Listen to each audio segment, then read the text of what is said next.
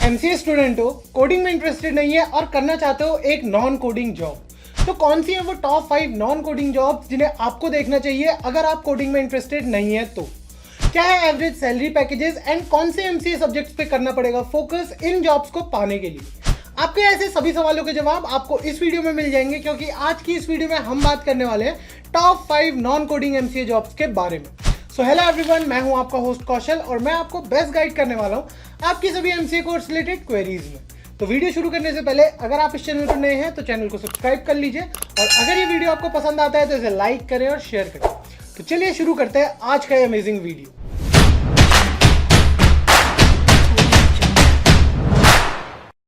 To get free career counseling, check the link in description box and pin the comment below. MCA students केवल coding और technical roles तक ही limited रहते हैं, ये वो myth है जिसे एमसीए स्टूडेंट्स डेली बेसिस पे सुनते हैं। बट ऐसा बिल्कुल भी नहीं है, क्योंकि ऐसे काफ़ी सारे जॉब रोल्स हैं जो नॉन कोडिंग है, जो नॉन टेक्निकल है एंड इक्वली रिवॉर्डिंग है एंड जिनके सैलरी पैकेजेस हैं बहुत अच्छे। तो आज की इस वीडियो में हम ऐसे 5 रोल्स को देखने वाले हैं। तो चलिए शुरू करते हैं। तो पहला जो जॉब रोल है हमारी लिस्ट में वो है एक बिजनेस एनालिस्ट का। एक बिजनेस एनालिस्ट किसी भी ऑर्गेनाइजेशन में उसकी जो बिजनेस प्रोसेस होती है उसको एनालाइज करने में हेल्प करता है एंड वो सॉल्यूशंस प्रोवाइड करता है for different problems.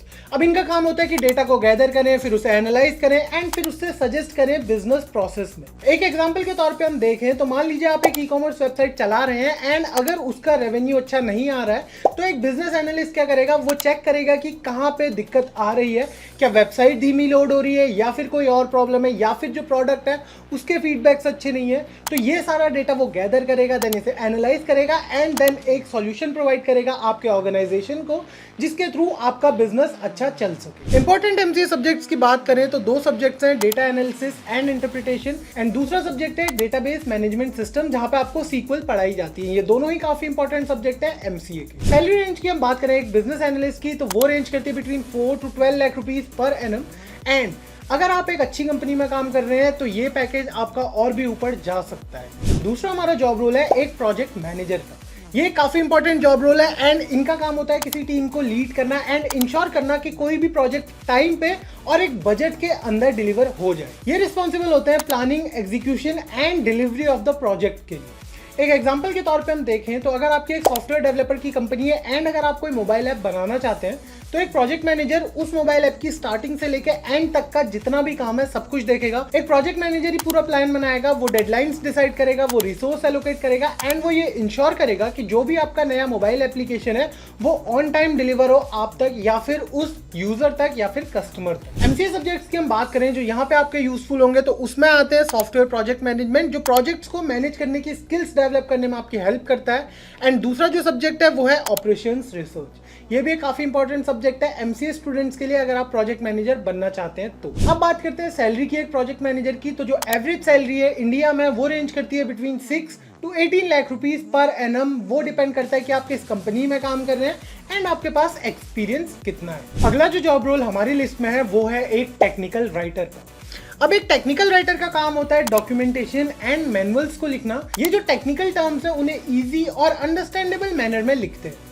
For example अगर आपने कोई नई कंपनी स्टार्ट करी या फिर आपकी कंपनी कोई नया सॉफ्टवेयर रिलीज कर रही है तो उस केस में जो भी यूजर मैनुअल्स होंगी, जो भी FAQs होंगे एंड इससे रिलेटेड जो भी मैनुअल्स होंगी, तो उन सबको जो राइट करता है उसे हम बोलते हैं एक टेक्निकल राइटर। इनका काम होता है कि जितने भी टेक्निकल टर्म्स हैं वो इजी और अंडरस्टैंडेबल मैनर में लिखें ताकि यूजर्स को समझ आ सके। अब बात करते हैं एमसीए सब्जेक्ट्स की, तो एमसीए सब्जेक्ट्स में टेक्निकल कम्युनिकेशन एक ऐसा सब्जेक्ट है जो आपको जरूर आना चाहिए, एंड सॉफ्टवेयर इंजीनियरिंग भी एक ऐसा सब्जेक्ट है जिसकी आपको जरूरत पड़ेगी for technical writer role. Salary figures की हम बात करें तो इनकी सैलरी रेंज करती है between 3 to 8 lakh rupees per annum India में। अगला जो जॉब रोल हमारी लिस्ट में है वो है एक डिजिटल मार्केटिंग स्पेशलिस्ट का। डिजिटल मार्केटर्स का जो काम होता है वो होता है ऑनलाइन मार्केटिंग स्ट्रेटेजीज बनाना और उन्हें इंप्लीमेंट करना।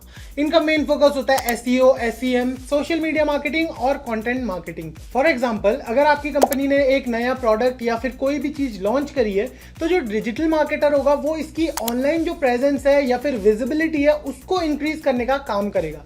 इसके लिए वो अलग अलग टूल्स यूज करते हैं लाइक गूगल एनालिटिक्स एंड काफी सारे अलग अलग टूल्स हैं जिनका यूज करके आपके जो प्रोडक्ट की विजिबिलिटी होती है ऑनलाइन में उसे बढ़ाया जाता है। For example search engine optimisation की मदद से आपका जो भी प्रोडक्ट है वो गूगल पे टॉप पे रैंक कर सकता है। एंड अगर कोई यूजर आपका प्रोडक्ट देखे जो टॉप पे रैंक कर रहा है तो चांसेस ज्यादा है कि वो उस प्रोडक्ट को परचेज करेगा। सब्जेक्ट्स की हम बात करें तो ई कॉमर्स की आपको नॉलेज होनी चाहिए एंड इसके अलावा डेटा एनालिटिक्स आपको थोड़ा बहुत आना चाहिए फॉर डिजिटल मार्केटिंग। ये सब्जेक्ट्स आपको एमसीए के दौरान पढ़ाए जाते हैं। एंड अब हम बात करते हैं एवरेज सैलरी की, तो वो रेंज करती है between 4 to 10 lakh rupees per annum India में। एंड ये डिपेंड करता है आपके एक्सपीरियंस पे एंड आप किस कंपनी में काम कर रहे हैं उस पे। लास्ट जो जॉब रोल हमारी लिस्ट में है वो है एक ऑपरेशंस मैनेजर का।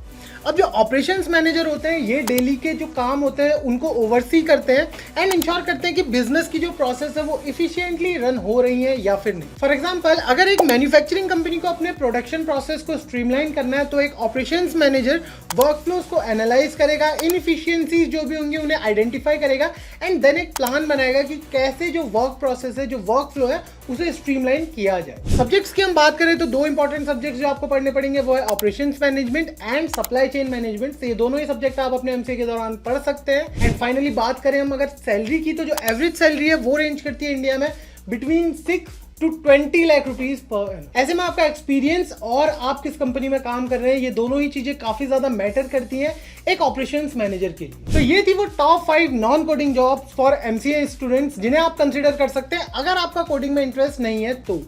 आई होप आपको आज का वीडियो पसंद आया होगा। अगर आपको ये वीडियो पसंद आया तो इसे लाइक करें और शेयर करें अपने दोस्तों के साथ। अगर आपके मन में एमसीए कोर्स से रिलेटेड कोई भी डाउट तो प्लीज हमें हमारे कमेंट सेक्शन में बताइए।